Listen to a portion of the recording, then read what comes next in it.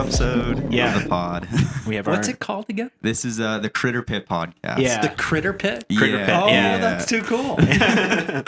It's a silly name, but it came from, if you've heard of the Criterion collection, Yep. it's like Criterion, Critter. Yeah. Are you good? Both subscribers? Oh, yeah. Yeah. Yeah. Okay, cool. And our goal, like the conception of this podcast is we're going to watch every Criterion movie in order and like do a little like breakdown review of what we That's think. too cool. Yeah, and so Yeah. it lets us like watch all these movies, otherwise wouldn't have heard of or It's seen. been And a it's, fantastic film education, Yeah. honestly, because it's like a curated collection of the most important films from around the globe from all the centuries. yeah. Yeah. We're forced to, whether we like them or not, sit Yeah, down and watch exactly. them. Yeah. Yeah. No, I have the Kubrick collection Oh, nice. from Criterion. Yeah. And all of the supplementary stuff. It's amazing. Oh, yeah. Yeah. Oh, that's too cool. They Yeah. load them up I've with been supplements. negotiating with my wife. Like, we got to get the Criterion The channel, channel. it's awesome. We've got to do that. That's Yeah. like the best for just like browsing on a random night and just watching Yeah. this the most. They used to be able to go get it through Canopy, through the library. Yeah. And then they shut it down. I Oh, think it was really? before you guys got here. Yeah. Yeah. And They have some physical releases Yeah. in the library, Yeah. but pales in comparison to the Oh, online totally. collection. Oh, yeah. Yeah. Oh, fun. Yeah. So yeah, that's the basic idea of the podcast. But Yeah, and we should mention we're here joined by one of our film professors, Yeah. Glen Gaston. yeah. Hi. Thanks for Who, having me. Yeah, for being teaches here. the directing and acting side of the program. Yeah. Um, Do you want to give yourself a little bit more of an introduction?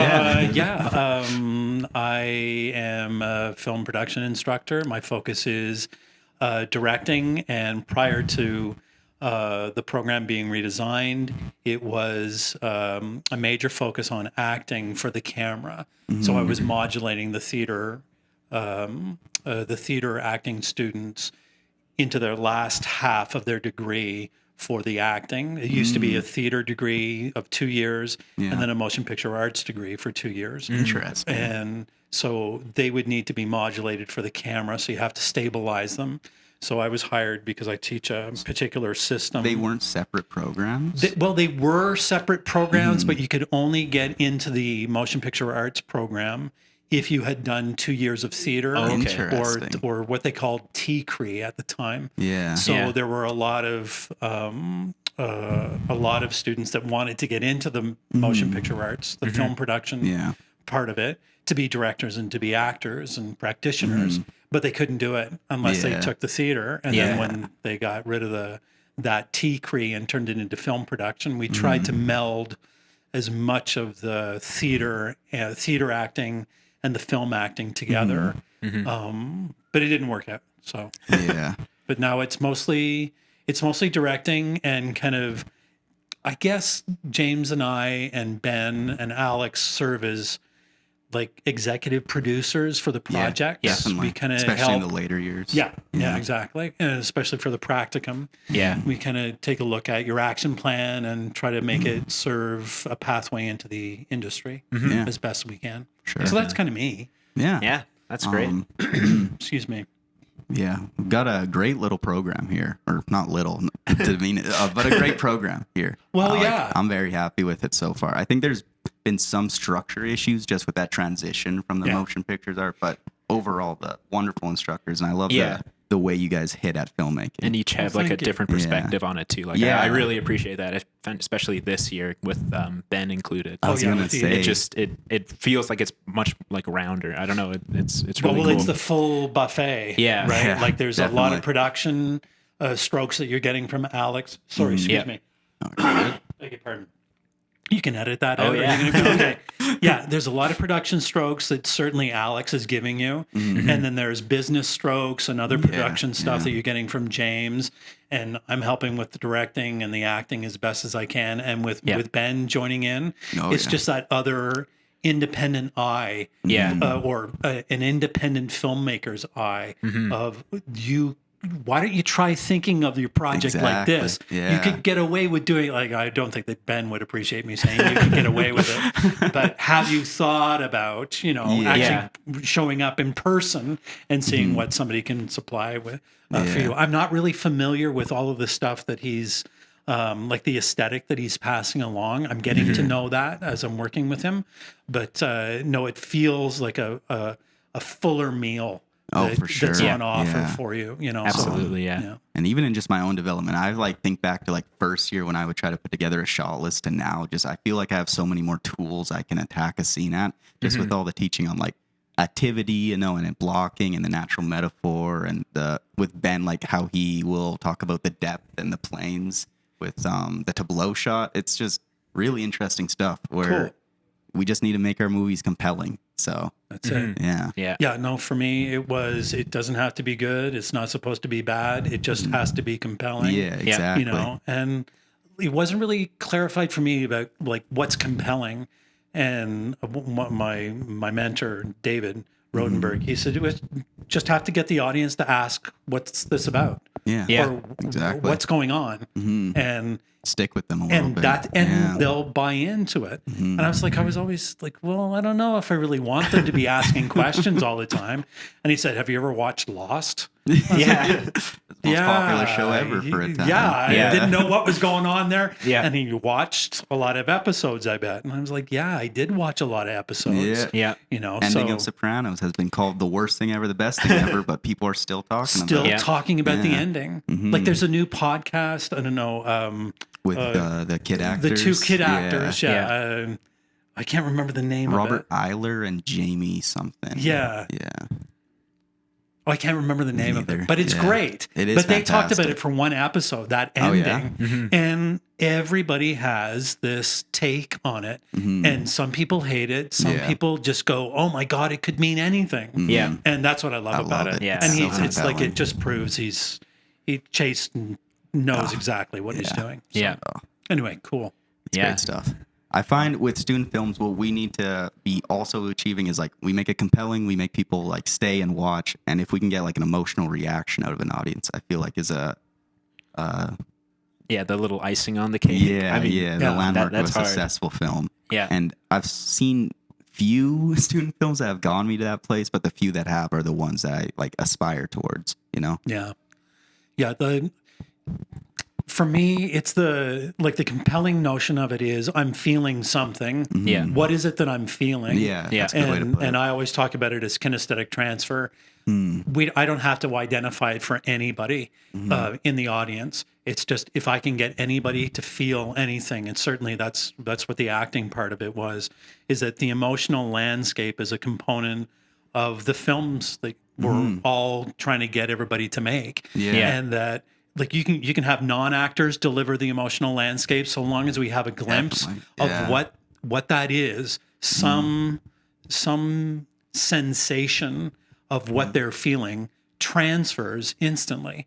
And I doubted it for the longest time until I started to break it down in terms of the way David, I'm going to probably refer to what Rodenberg taught me all the time. Yeah. But if there's any stroke of an emotional landscape in the piece, I can't look away. Yeah. And I'm wondering what's going to happen next. Yeah. Are they going to change? Are they changing? Yeah. And just that aspect, that one component for me transforms all of the work, right? Like from the first, you guys, I think you did in your first year, there was a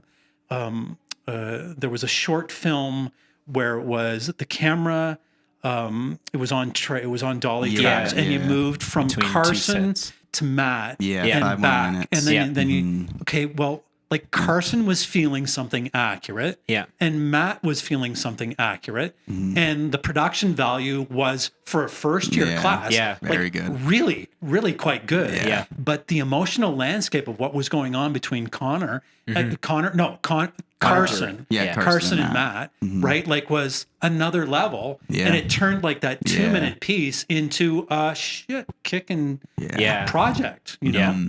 So, and then there were 4th-year projects that couldn't touch that.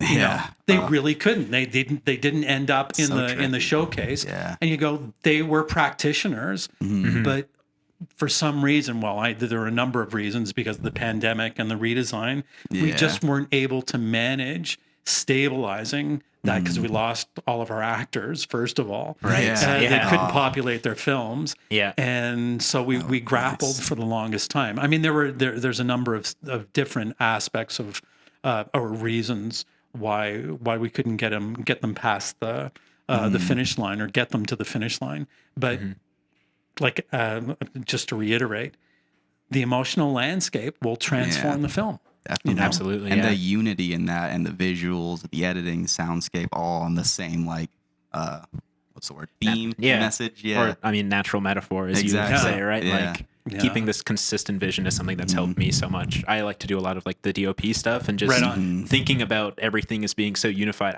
It's crazy that didn't occur to me before you said it, right? It's like, dude, it never occurred to me until much later in my career. Yeah. You know, like I did I did my undergrad in Windsor for 2 years, in U of A for 3 years. I worked in the theater for about 22 years. And then somebody introduced like the natural metaphor to me when I was 40. Oh, yeah. And I was like, oh my God. Yeah. I get this now. Now I understand what all of this, all of this was informed. Like I worked with a shit-kicking theater director that I had no idea what the metaphor was that we were working on. He always had one, but it was only like 20 years later that I was able to take it apart and go, oh my God, that's what we were doing? Yeah. That's why that design choice was made? I always wondered why we were doing that. So it's like, and now I can't stop. It's a wonderful tool because it can be tricky sometimes, kind of arbitrary, trying to find these camera movements in different ways you can spice up a scene. But having that metaphor can just motivate everything very well. Well, that's the game. Yeah. You know, to be able to take a look at great filmmakers and like somebody who's a master, like like Scorsese, who understands how to move the camera and where to put the camera and all of that. Every detail's motivated. Underneath that, like he's really working in like he comes from because he wanted to be a Jesuit, right? Oh yeah. So he's got like a strict belief system that he took apart, and he's really working off of like natural metaphors and biblical metaphors, and how it informs his filmmaking is really kind of, it's breathtaking when you start to take it apart. Yeah. Anyway, but like just to spend any time trying to deconstruct the films and go, oh, this is what Kubrick was going after. Yeah. Oh, this is what he was doing. One to tackle. It's a man who would motivate like every part of his film, every little detail. Oh yeah, like Barry Lyndon is just I need to watch like that. breathtaking. Yeah. Anyway, blah blah blah. Yeah. Wow, that's why we're here. Yeah, more blah blah blah. Yeah, exactly. Yeah. I'm doing that for 2 years. I'm interested in how you like first got into film. What was it that drew you into this sphere? Well, I wanted to be an actor, and without really realizing it, I wanted to be a film actor from the very beginning. Oh yeah. And the only way to do that was to go into theater school, right? Yeah. Or be in musicals in high school and all of that. But my acting was always for the camera. Like I always thought in terms of authenticity. Yeah. I never thought in terms of filling a 650 or a 1200 seat theater. It was always to a person, always, never to an audience. Yeah. And that was really difficult as an actor in a theater school. Walk that line. And so when I finally started, when I graduated as an actor, wanting to get into film and wanting to or just wanting to work, frankly, the working in the theater led to commercial stuff in Alberta and some. There was an old a TV show that was shot here called Destiny Ridge, and it was a German-Canadian production, and I got cast in this as an RCMP undercover officer. Nice. So the prep for that really kind of got me hooked. And I would get little bits and pieces here in Alberta, and then moving to Toronto, all of my theater strokes were not working for the TV and film industry. And so I took a couple of classes with this gentleman, David Rotenberg, and that his work to get me and all of the actors modulated for the camera transformed the acting. And all the auditions from that moment on were like there were like never leads, but always principal players. So it was day 1, 2, 3, sometimes 9 days on set. So that probably in my 30s, probably mid to late 30s, it was really strictly film and TV, film and TV. And it was seeing Sopranos. It was seeing these long form narratives that were in primary states of being, and being able to identify, oh my God, I could feel those things deeply and widely in front of a camera. And it was, Coppola's Apocalypse Now, and Coppola's Godfather, and then Sopranos and Dexter for the first 3 seasons of Dexter, and Lost, of course, and The Leftovers.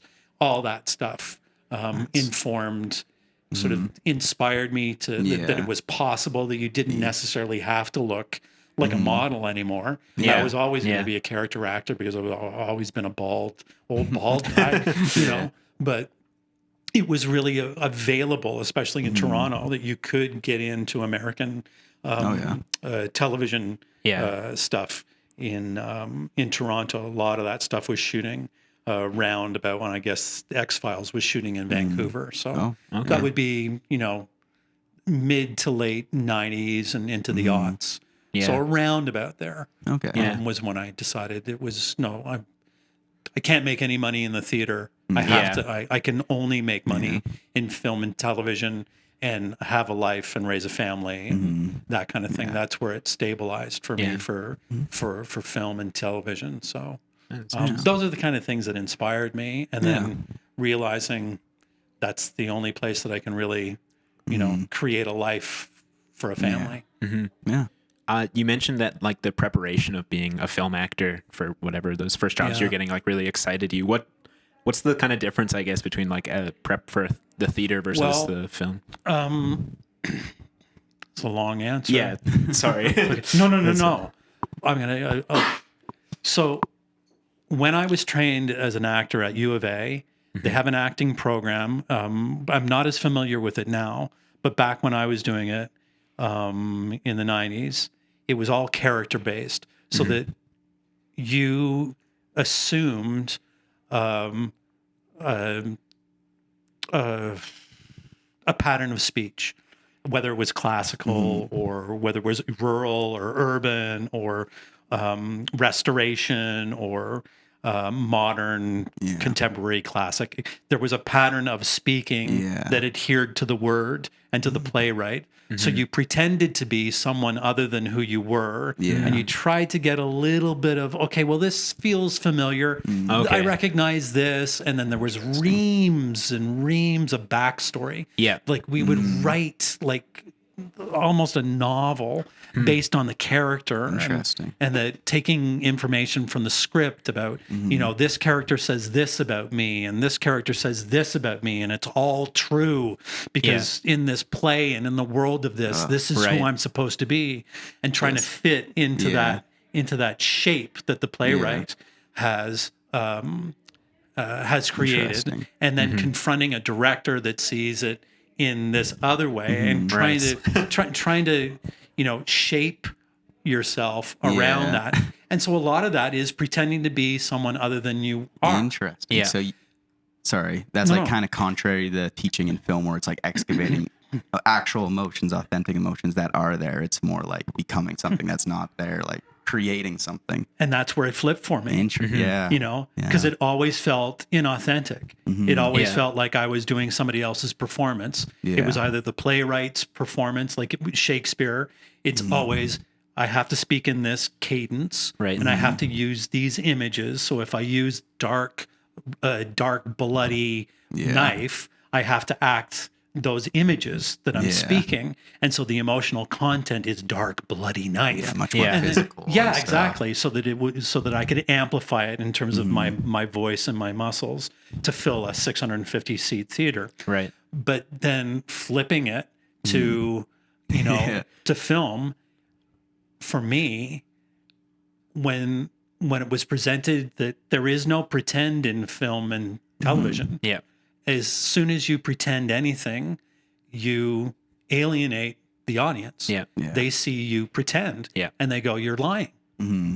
And I was like, "Well, how do I not lie then? how do I not do that?" How do I play someone else and not lie? Exactly, right? And that how I was coached by David was that, okay, well, it's the relationship. Mm-hmm. So that if Romeo and Juliet are together, that the kid that's playing Romeo is in relationship to a lover that he knows. Yeah. And Juliet is in relationship to a lover that she knows. Yeah. So that they start as best friends, or they start as lovers that move to best friends that move back to lovers, or best enemies that move back to lovers. So that it was the relationship that I had to drop into instead of the characterization that I was dictated to. Right. So now I didn't have to shape myself. I was just Glenn in relationship to my dad or in relationship to my mom. Yeah. And then all of a sudden my emotional landscape kind of just opened up. And I was just like feeling stuff that I hadn't felt since I was a teenager. Right. Because I'd been layering all this character stuff, all this pretend on top of. Yeah. And David just went, just talk to your dad. Take so a look at simple. Sam. Yeah. Find a feature on Sam's face that reminds you of your dad, and be in relationship to your dad. And as soon as I went Dawn, I was like, oh my, that was my dad's name, right? Like all of this authentic emotional landscape just appeared and filled up the scene. And I didn't have to interpret a line. I didn't have to feel anything that was unfamiliar. It was just the relationship that I knew. And it just like changed my life. It sounds so simple, but it's so effective, because even in our classes, and I'm no actor, but when you've gone us to do those exercises, I feel things, I feel I drop into that relationship, so to speak. It's kind of crazy. It is like when I'm crazy. teaching it, it's the key to the kingdom. Yeah. It's not the character and it's not the situation. It's simply the relationship. And if you can find the relationship for the actor, as I've found coaching on set, if you can just find a relationship, especially if they're in close up, and like talk to this person as though they're your mother. Yeah. Talk to this person as though they're your best friend. And just get the name of the best friend for the actor. And as soon as they identify that, you're gold. You are gold. You've got coverage. And like you say, you know. Yeah. Like when I talk about this in the directing class, it's how would it feel if you said it to your best friend, and you guys all feel stuff. Just like that. It's crazy. Yeah, and I'm hoping that you'll be able to transfer that conversation into a conversation with an actor that you're going to be shooting, or at least you can talk to a director that you're working with and say, well, try talking to them like this. They've already done all the character stuff. It's like, don't worry about it. You've already done that. It's all working. It's all working. Just, Would you say most directors you've worked with are kind of on that wavelength with that, or is that something film directors are? Yeah. Okay. Most of them are. Yeah. They take into account that you've done your character work. When you get to set, and It's especially if you're a Canadian actor, if you're a Canadian actor, you do not have time to pass any of your ideas by a director or even your first AD. Like, you're there to rehearse the lines, make sure you've got them, and make sure the emotional landscape is there the same way as when you auditioned, because they're buying your ethos, the way you look and the way you feel and the way you toss your lines. And that film directors and TV directors, they just take for granted that you understand the character. They just need to know that you can get present and feel stuff when you get on set. And theater directors, they want to manipulate character because they know they have to amplify the way your character walks so that Aunt Mabel up in the last row can see it and understand, oh, that's that character. And that they need you to amplify your voice in a pattern of speech that's recognizable to Uncle Fergus up in the last row, right? It's all about amplifying so that they will try to manipulate a little bit. Well, they won't manipulate. They'll negotiate how they want the character to occur on stage. So you don't really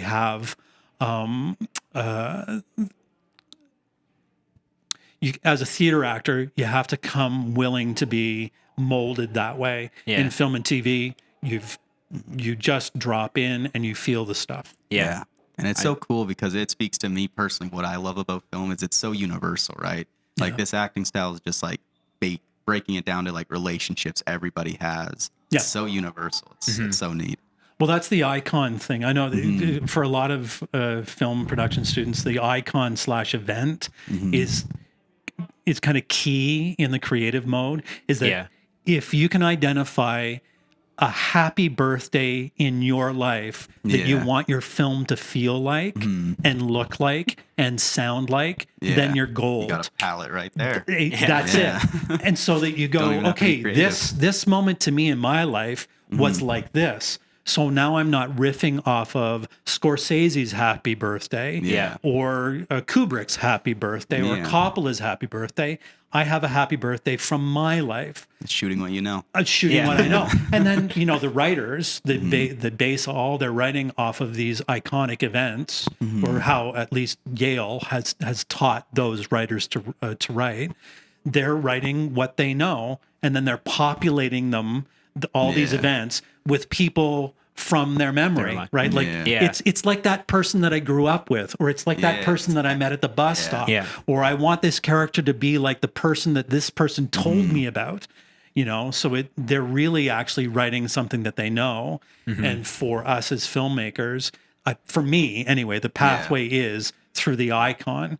It's like, how did it feel? What did it look like? What were the colors, the sounds, and the smells, and all the tastes, and what the palette is going to be that you can draw on. So that's what's exciting for me to teach as a film production instructor, because all of that narrative is going to inform, like the narrative from your life, hopefully, is going to inform the way you make the art that you actually wanted to make. Right. It certainly helped me in like my writing process, like undoubtedly, right? Where it's like, I'd always been told just kind of more vaguely, like, oh, write what you know. And it's like, well, I don't want to just like write a scene from my life. Like it's, it's kind of boring, but excavating more and like just these like general ideas and like feelings, right? It's helped me. So much of it is like introspection, which is a big part of our teaching here, is like the journaling and stuff. Do you want to speak a little to that, how you kind of came to that? Well, frankly, as an actor, I found the journaling aspect, the exercise, initially when I got here, it all said backstory to me. Right? Like it all said, make shit up. Right? So I was really reticent about it. I was like, they're not going to want to do this.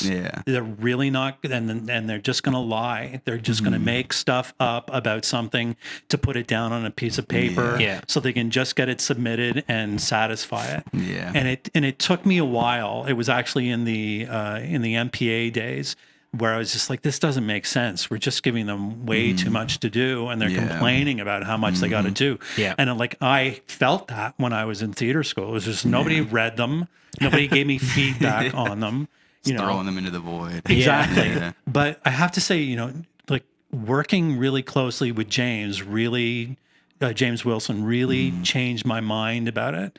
And the self-reflective stuff that we have to do as instructors really changed it. And that the ability to reflect on how I like to frame it as, okay, I didn't know how to do this one thing. And today I learned a little bit more about how to do this one thing. And it makes me feel powerful knowing that. And it's gonna change the way I approach this problem this way the next time I do it.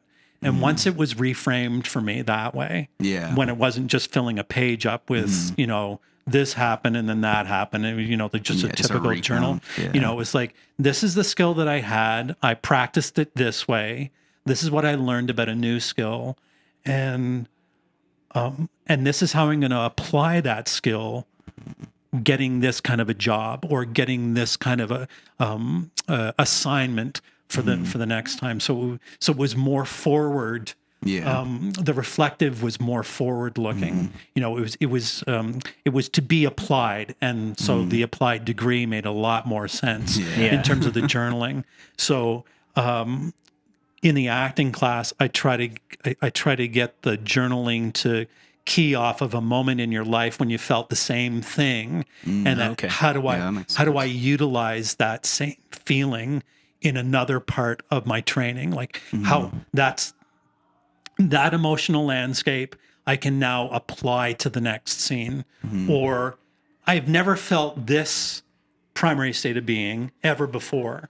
Yeah. If I excavated that primary state of being that I think I know nothing about, you know, this is how I excavated it. It happened when I was 5, or it happened when I was 15, or it happened when I was 25. Yeah. And then being able to bring that knowledge of how to excavate becomes the reflective. Yeah. It's not necessarily what did I discover, it's how did I dig down into the emotional landscape to bring back the knowledge that I can now apply. Yeah. That for me makes the journaling a lot more valuable. And certainly I'm getting feedback from students that, not from all students, and certainly the exercise isn't going to be transformational for everybody, but, you know, for people that practice it, it can be transformational in terms of, I know how to do this. I don't know how to do that. So I'm going to try how to do that so I get a little bit more knowledge and apply it to my DGC, right? Or I can say that I know how to do this when I apply for the IATSE workshops and that kind of thing. So that's how I utilize it anyway, or that's how I hope it gets utilized. Yeah. For me, I found it a little bit of a tough thing to engage with at points, but as I've like tried them more, I've understand them more, and I find like when you properly engage with them fully and you're completely vulnerable and honest, they can be very valuable tools, journals, and something I've started doing in my own life is just a lot of introspective journaling. Cool. Well, I'm glad because I'm hoping that there are people that didn't necessarily think that they are writers will all of a sudden fall into, oh my God, I can write something. And write anything. It's valuable. Absolutely. You know, so that we want to create the opportunity for as many skills as possible. So for those that wanted to be directors, you know, that never thought that they were writers, that becomes possible by the end of 4 years. So that they are going to actually have to write something.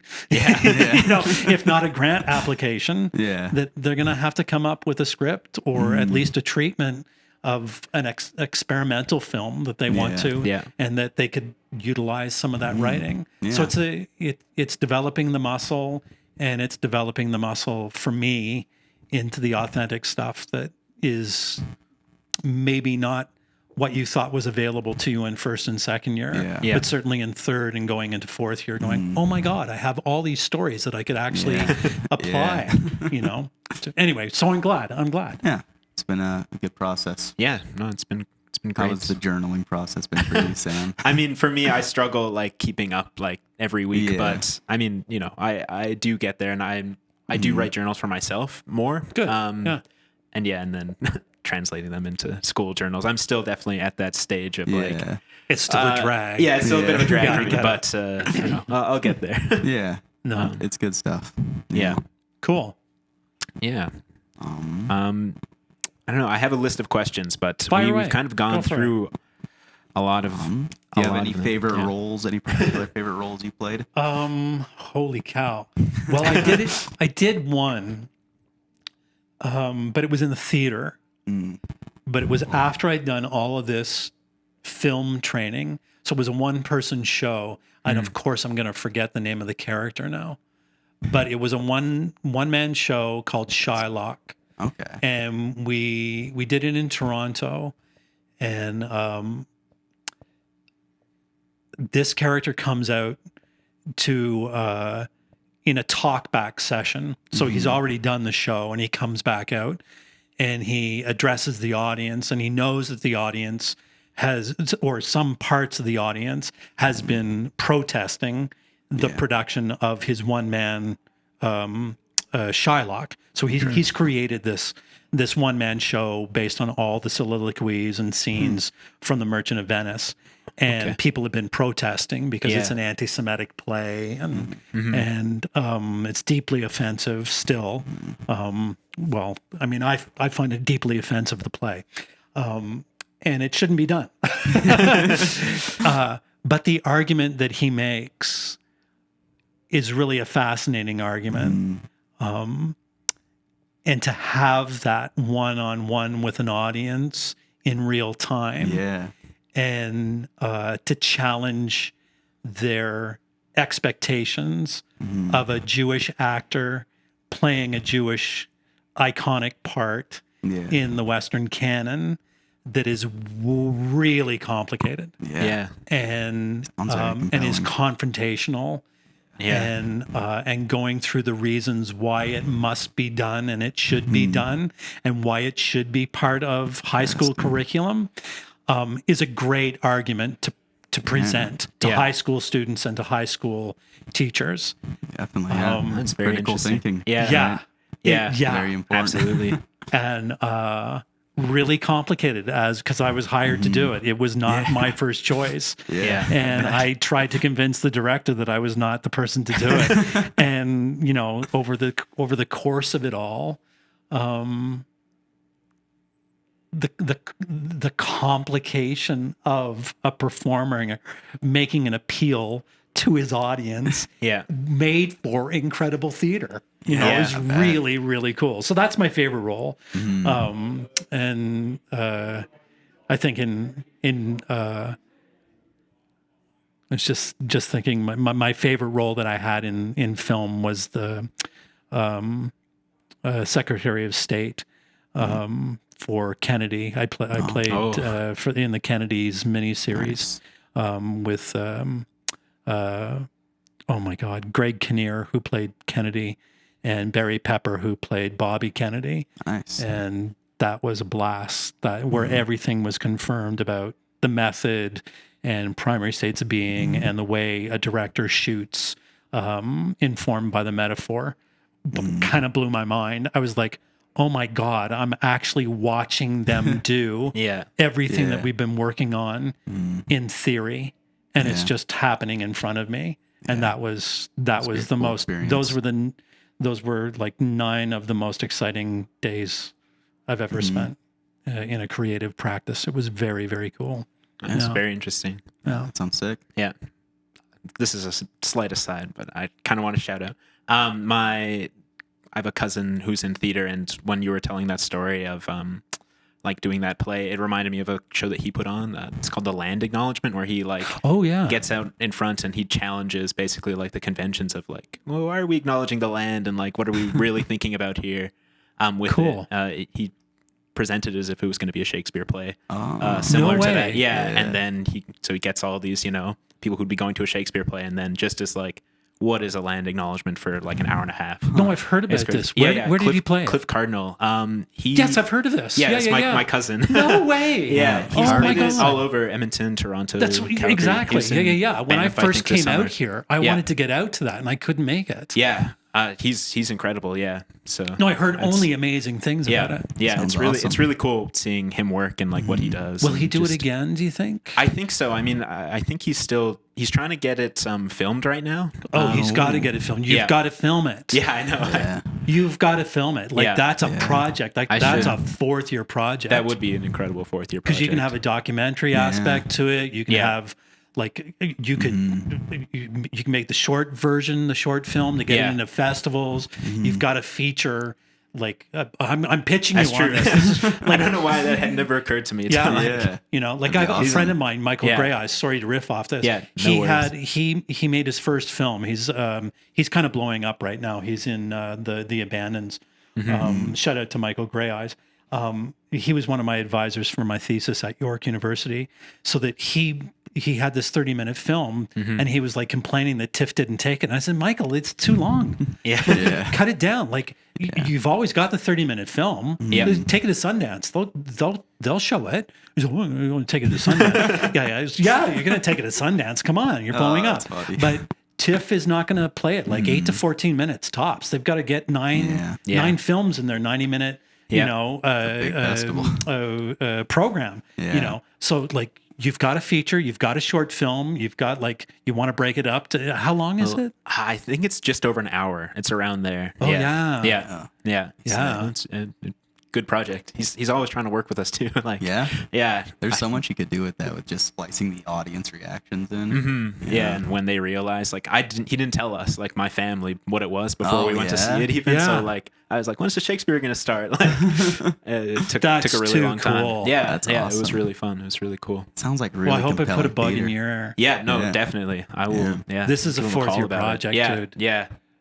I'm sure that he would be. Is he around? Is he in Alberta? He's mostly in Toronto, but he comes back to Alberta a lot because that's where a lot of the family is. So, dude, you should pitch this for second semester. Yeah, like even if he's out for a day, get him out for a day, and I don't know, like figure out something that you can do in like 2 or 3 days, or like even in an afternoon. Yeah, get a piece of it and use it as a proof of concept. Yeah, so you can pitch it in your 4th year. Oh man, okay, yeah, lots to think about, lots to do now. Shoot. So that's what I love about this program. Okay, like I come from a BFA. I did 2 years in Windsor and I did 3 years in Edmonton, and we never, ever, in those years, were, well, maybe never ever is overstating it. Our movement into the profession was never really mentored. When we were in the program, right? Yeah. Like there was never an application. It was, you be as good as you can be, and maybe they'll hire you at Stratford or Shaw, right? Or if not, then you can work at the Fringe Festival. Yeah. But this program, why we wanted to move here, why I wanted to move, and why I was able to convince my wife to come out here, is that the applied nature of everything that I want to teach you, certainly that James and I and Ben and Alex has a direct application in the industry. Yeah. Like, you want to make experimental films, like, knock yourselves out. Yeah. But I want you to be able to work on Canadian independence and American features and American TV shows, German television shows, because they love the mountains.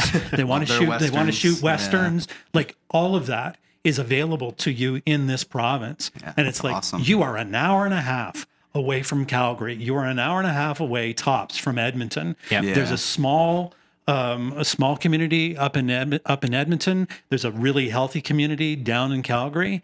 And if you could pitch to any of those producers out of any of those centers, you can end up with a project that's being funded by Telefilm, by TELUS, it's plausible. Like all it's of tangible. that. And that, like, a proof of concept in your 4th year, or giving or producing that as a short film that's going to be a feature, a couple of years away, gives you access to the Ampias, gives you access to Calgary Film Festival, International Film, Edmonton International Film, possible TIFF, possible, like all of these are possible. Yeah. There are no home runs, but I mean, who knew that a 3rd year project was going to end up getting the best Ampia award? Yeah, it's incredible. Kicking the shit out of, What I find, anyway, that's why I get excited about the program. What I find really exciting to look at is, like, you look historically at film development, when there's times of like nations putting more money into like productions and stuff, you see great new waves of like great national art. And I just get so excited thinking about like the idea of like a Canadian new wave of cinema. That's like my dream, is to get a strong national cinema going. One day. One day. Well, that's my fight. That's my life goal. Yeah. I mean, we're all in the fight. It's just like everything is happening on the back end of all this American production. And when we're killing ourselves to work on these things, and then we're too tired to be producing our own stuff because we've been kicking ass, making sure that they get their coverage. Can't stop fighting. But the day is going to come when there's going to be a shift, There's got to be a shift. There's got to be a shift. There's so many great Canadian filmmakers. There's just not a strong like unity of like a national cinema that you see in other places. And we're just unfortunately next to the biggest one in the world, and we have a lot of diverse voices. French Canadian film is like it's from another country. Yeah, like it just is. It's from another country. Yeah. But then you take a look at some of the stuff that's happening in Vancouver, and it depends on what neighborhood you're in, and it's like, holy crap. Yeah. These ones from Vancouver Film School are like this. Yeah. These ones from Capilano are like that. These ones from Studio 58, those are actors. I don't even know if Studio 58 is around anymore. Yeah. But there's so many diverse voices, so that maybe the unity is just in, making more. Making more. Getting Canadian movies into Canadian cinemas one day. Yeah. Hopefully. That would be helpful. And people going. Or getting all the stuff on a platform where, we can get eyes on the stuff, Yeah. I mean, I was fascinated or just like amazed how much stuff is on the NFB app. Like, Oh, yeah. there's so many movies and shorts that's just like, I didn't know. Yeah, and how do you drive the eyes to it? Yeah, exactly. It's no like advertising. Yeah. I'm like a film student. I found out about this like last year. Yeah. I was like, I should have known, if anybody. So Canadian filmmakers just need to stay in Canada once they get prominent and famous and successful. Bring the money back here. Stop jumping ship to America. They get you. They just pull you in. Yeah. It's like, stay more. Yeah. Cronenberg does. That's He right. shoots all his movies here. For sure. Yeah. And we have now Del Toro. No. Just talking up Canada, right? Well, he's got a studio in Toronto. Oh, that's right? awesome. Like, like, God, I wanted so badly when I was still there. I was like, oh, God, Agoyan's down here. Oh, that'd be awesome. Cronenberg's over in that warehouse. Yeah. Guillermo's over there. Like there was so much going on at the time. Anyway, That's incredible. it is actually Toronto. When we were there, was really, really hopping. I haven't been back in almost 7 years. So, I mean, the impression from people that I get that I used to hang out with is it's still hopping. So. Yeah, and you get up there one day, eventually, maybe. It's a cool city. It's broken, but it's impossible to get around, and it's too expensive to live there. Yeah, There's lots of stuff happening. Yeah, you see, Cronenberg's new movie is coming out next year. Yeah, not getting the best reviews, but no, I have a friend that's in that. And wow. Yeah. It's heartbreaking when you see that. It's just like, damn. Maybe they didn't get it. I'm holding out hope. Yeah. It sounds so compelling. But he's just such an incredible filmmaker. Yeah. Truly the best. I remember when I was growing up, they had all this funding. I can't remember the name of the funding, but I remember seeing Videodrome. Yeah. And what was the other one? Beastie. What's Cronenberg? Yeah, Cronenberg. I can't remember. Naked Lunch. Well, Naked Lunch. Trash. No, it was way early. Rabbit. That's what it was. Yeah. Rabbit. Yeah, all those crazy. films were like mind blowing. It's like, what is this guy on? Yeah. They were all like Canada, acid too. trips. So cool seeing Canadian movies, Canadian cities. Yeah. It's so exciting. Yeah. Oh, he's the best. Yeah, it's very cool. Lizar Lynch. Yeah. He for is, sure. truly. How do you feel about his later stuff in comparison to his Well, famous stuff? I mean, it's always something deep and dark. Yeah.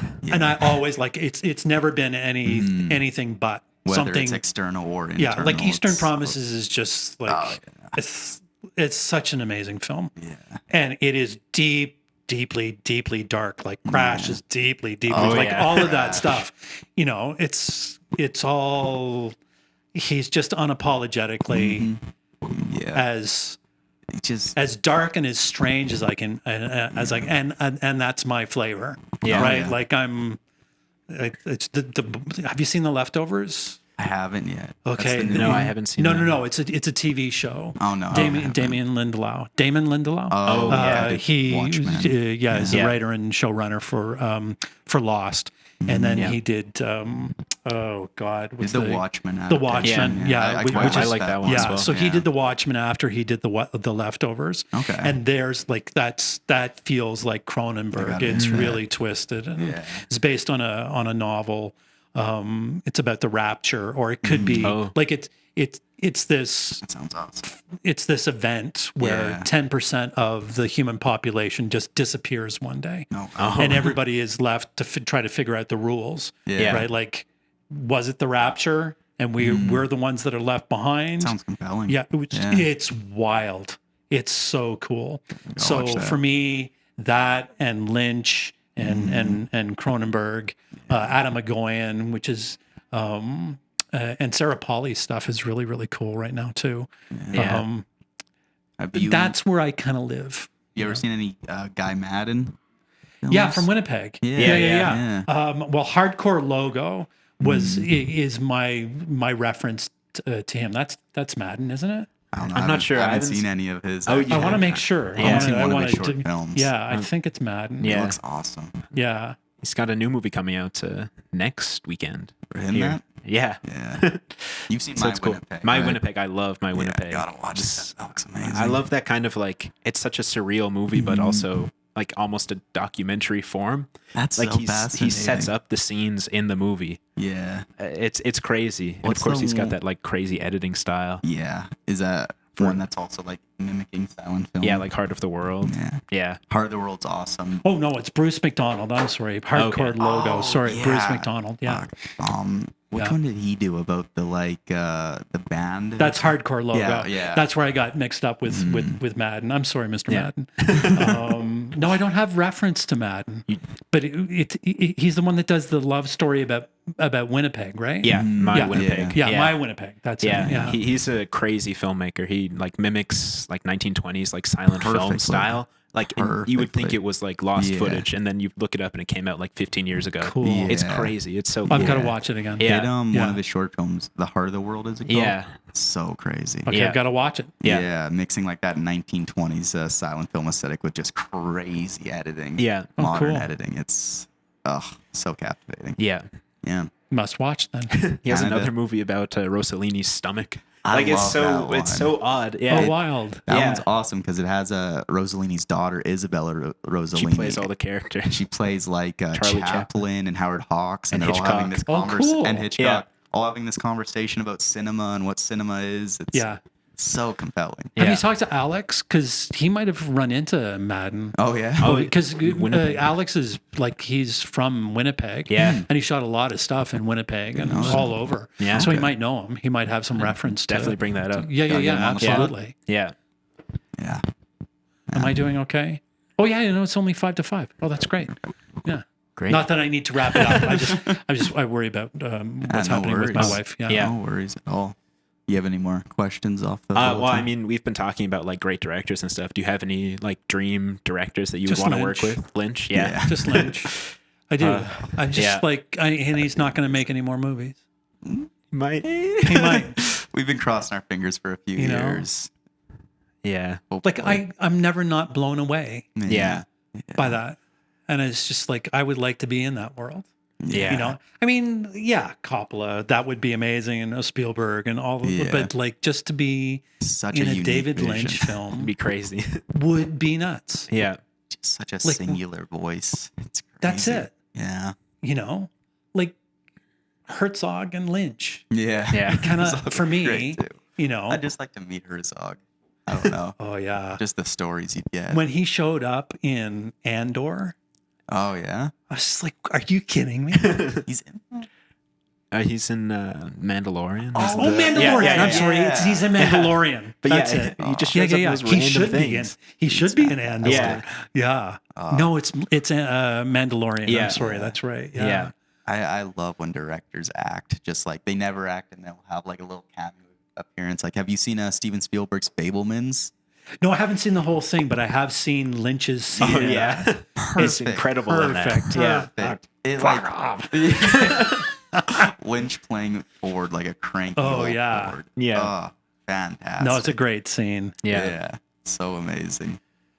Worth Yeah, the that price would be of my admission that would be my director. That alone. yeah. Yeah. Lynch. Hopefully he's got a few more in him. I don't know. I mean, Scorsese says he's gonna make 2 more movies, 3 more movies. Yeah, he's like he came out. Was it today or yesterday? It was like Yeah, I'm I not read the article retiring. today, yeah. I've got this Life of Jesus Christ. Yeah. And what was the other one? Sinatra biopic. Sinatra, the Sinatra Yeah. biopic. You know. Yeah. He's always got something on the go. It's crazy. Yeah. Yeah. I hope it works through. 'Cause Yeah. He'll find the funding. Netflix will fund it or some Yeah. streamer Yeah. will do it. Yeah. I'm forever thankful for Netflix for funding Irishman because I Yeah. love that movie to pieces. Yeah, I saw it. So Somebody much. posted watch it in three episodes, just like break it up. And they suggested the 3, because I watched the whole thing. Yeah. And then I watched it again in the 3-part. And it actually worked really well in the 3-part, and I didn't feel as exhausted. Yeah. But it's really fun. I luckily saw that in theaters when I was growing up in high school, and it blew my mind. It was so amazing. Yeah, there's a great scene between him and Pesci where they're having breakfast. And they're discussing, like, you're going to get on a plane and you're going to go whack them. Yeah. And it's just like... way like De Niro moves his eyes, and it's so good. And and he conveys, like, I don't want to do this. Don't make me do this. Yeah. And then Pesci's like, this is what you got to do. So heartbreaking. That movie's perfect, because I think it's like the perfect like mob narrative we've seen from Scorsese, because you are forced to sit in the awful like aftermath of it all, right? It doesn't just end. Everybody's implicated, and there ain't no redemption. You get to see that awful, just miserable, hollow life they have to lead after all of it. And it's slow fall. Oh, destructive. Somebody changing his diaper. He's alone. Alone in a long-term care facility. Yeah. And just as a piece for like all these actors that Scorsese has worked with his whole career to like kind of confront their mortality and like getting older, it's so compelling. Yeah. Love it to pieces. Yeah. 10 out of 10, right, Sam? I don't know about that. I do still, I love The Irishman. Yeah. It's still great. But it's me long. Too. I feel like if I watched it in that 3 pieces, I would get a lot more out of it. It is long. It is long. It is long. Yeah. Did you see Killers of the Flower Moon? I haven't seen it yet. No. It's like I'm ashamed to say that I haven't seen it, only because I'm really contending with it emotionally. I want to watch it, and I'm not a fan of Leo's. Like, I'm not. Yeah. And I want to be able to, because I know it's going to be harrowing. Yeah. And I love her. I love Lily Gladstone. I think she's just beautiful.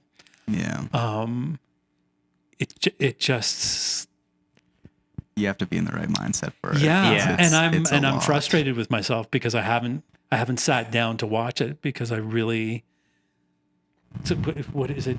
Are you guys familiar with Stuart Lee? He's a comedian. He's an English comedian. No, I'm not. So, okay, and he always talks about, he's an acquired taste. Like, he's a genius. He's a genius stand-up, and he's the kind of stand-up that people say, well, you got to see him. You should see him. Yeah, and he knows that it's like. Yeah, I know. I'm the kind of thing where you're touring Europe and there's this atrocious, like there's a landmark where this atrocious thing happened, and we should go.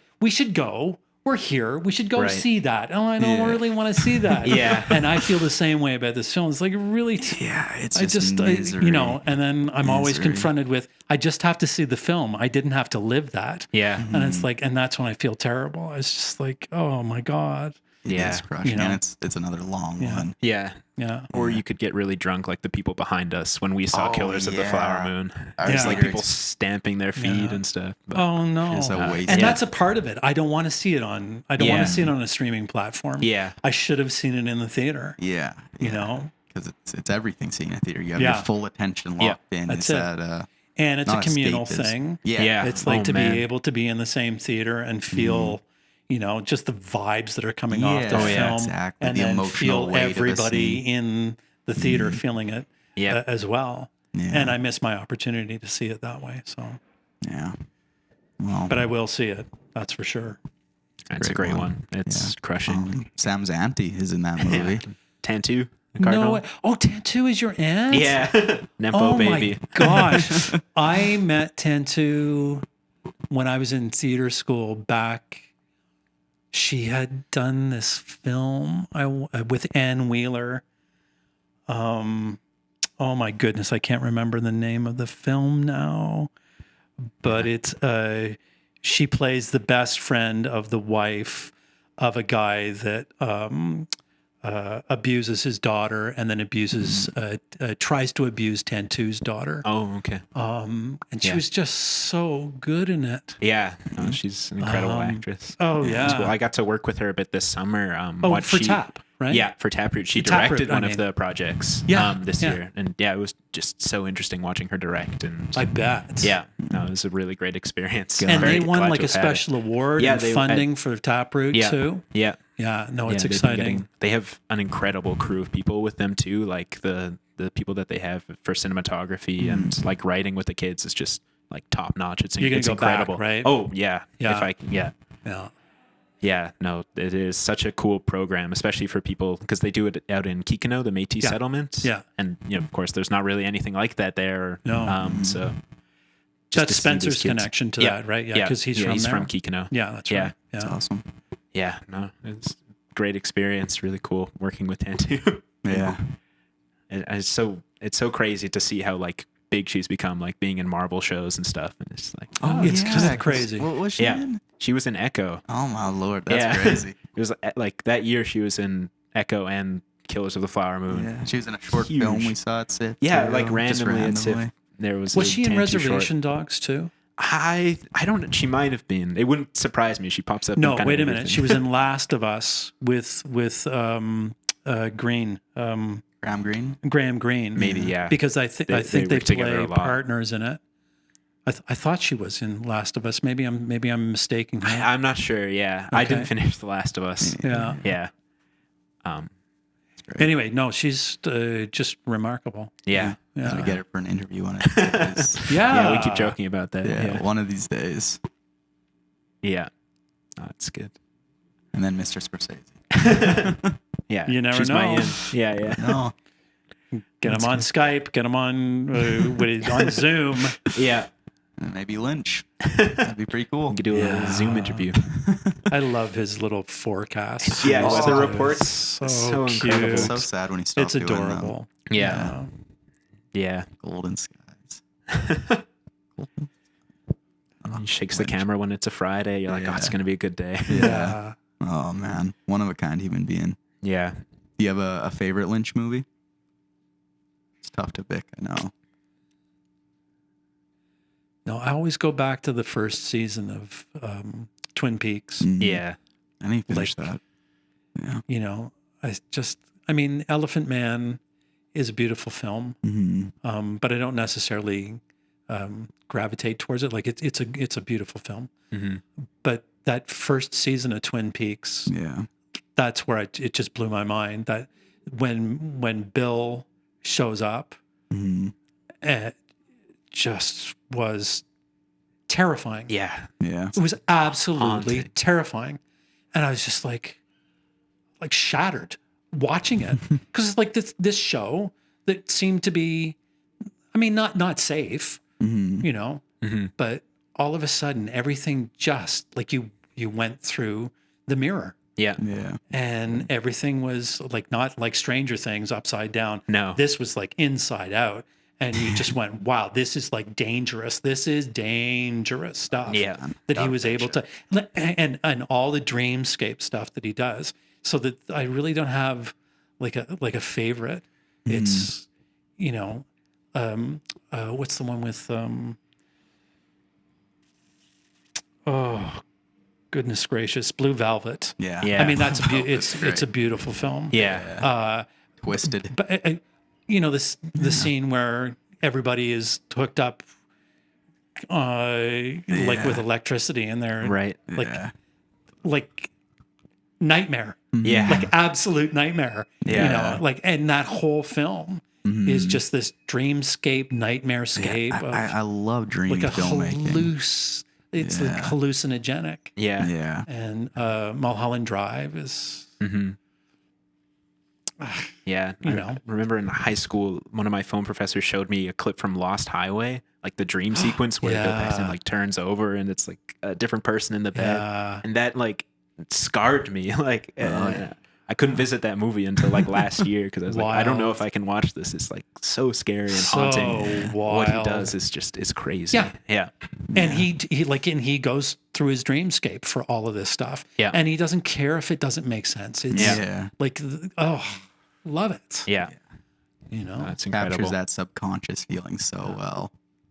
Beautiful. Yeah. That and Sopranos. Best dream sequences. Yeah. Yeah. I love Sopranos. Yeah. Watching it in real time, you know. Must have been crazy. It was pretty wild. Like I didn't see the first season. It was only after the first season that everybody was like going crazy about it. And then I was able to sort of steal the signal off for the second season to get HBO. Yeah. And it was like, oh my God. Yeah. Oh my God, this is really... That second season holds such a special place in my heart. Yeah, awesome. it's a beautiful series. Yeah. It's really... And brutal. Just the brutality of it. So mundane. And mundane, family. Brutal. Like all of it. So for me, like watching it was when I was doing the training at the Actors Lab in Toronto. Like everything was based on a family relationship. It was never an occupation. And that whole thing is all about family, about brothers trying to figure it out, all about lovers trying to figure it out. Yeah. And it was all of the scenes were iconic. This is the event where it was, you know, there's a bargain here, there's a seduction here. And it was just like, oh my God, to watch that play out as I was learning all of that, just to see it in real time was amazing. Yeah. It was so cool. Great lens to look at it because like Tony's always in relation to his mom and his dad, right? Or who he thought his dad was. Yeah. Yeah, it's a cool lens to look at it from. And that he's able to focus on, like Chase is able to focus on, if Tony is alone, who should be there? Yeah. Right? Like he's riding in the car and he's listening. I can't remember to the song that he's listening to. And all of a sudden he starts crying, you know, because it was probably a song that he and Carmela used to sing to. And he's just so detached from her. Like it's just heartbreaking. You know, you can see the two of them as kids in the front car, in the front seat singing to it. And, you know, so fantastic. Fantastic. James Gandolfini, one of a kind. Yeah. Yeah. Heartbreaker. Yeah. Great show. You gotta watch it, Sam. I know. Yeah, I haven't finished The Sopranos yet. That's great. I know. Yeah, I have something to discover. It's great. I'm very excited. Get to watch The Many Saints of Newark too. I've seen The Many Saints of Newark. I haven't seen it yet. So bad. I was the only person That's why in I the haven't theater. seen it. So no, bad. everybody tells me, it's terrible. It's like antithetical to what made that show good, in my opinion. It's like trying to do the Scorsese mob movie, but it's not what Sopranos is. Yeah. It's not that. It's mundane. It's family. Yeah. Yeah. You know? Yeah. I've completed through the questions here. Yeah. But yeah, no, this has been great. Thank you so much for coming on. You're more than welcome. Yeah. I hope it was interesting. It was awesome. I think so. It was great. Yeah, it was really great talking to you. Thank you so much for coming on. Yeah. Oh, my pleasure. My pleasure. I have a little Critterpit tradition where we ask one final question. What's a movie that you would recommend for the audience or just for us or whoever? Oh boy. My experience right now is so many short films. I'm trying to recommend. Okay, well, I love this film. And I used to watch it pretty regularly. And like I see so many flaws in it now, but I still it's a sentimental favorite of mine. So it's The World According to Garp. Okay. I haven't heard of that. Yeah, it's with Robin Williams, and it's a John Irving novel. Like I have a real big thing about adapting novels for film, and it's such a great adaptation. And the film itself is just so weird, and all about a family again, and like. Yeah, that's I would recommend that. Throw it on the watch list. Yeah, for sure. Yeah. All right. Well, thank you so much. Yeah. Okay, you're more than welcome. Yeah. Okay, take care. Yeah. Bye-bye.